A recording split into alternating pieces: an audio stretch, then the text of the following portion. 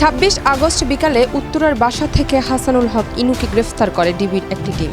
পরে মাইক্রোবাসে করে ডিবি কার্যালয়ে আনা হয়। ইনুর বিরুদ্ধে হত্যা মামলা সহ একাধিক মামলা রয়েছে।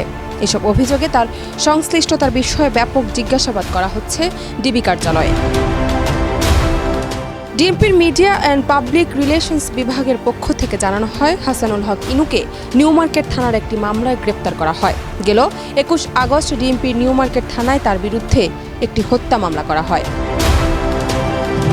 হাসানুল হক ইনু আওয়ামী লীগের নেতৃত্বাধীন ১৪ দলীয় জোটের অন্যতম নেতা। ২০০৮ সালে নবম, ২০১৪ সালে দশম, ২০১৯ সালের একাদশ জাতীয় সংসদ নির্বাচনে ১৪ দলের প্রার্থী হিসেবে নৌকা প্রতীক নিয়ে কুষ্টিয়া ২ আসন থেকে সংসদ সদস্য নির্বাচিত হন। সর্বশেষ দ্বাদশ সংসদ নির্বাচনে ১৪ দলীয় জোটের প্রার্থী হিসেবে কুষ্টিয়ার একটি আসন থেকে প্রতিদ্বন্দ্বিতা করে আওয়ামী লীগের বিদ্রোহী প্রার্থীর কাছে হেরে যান। জান্নাত নিপু, দেশ রূপান্তর।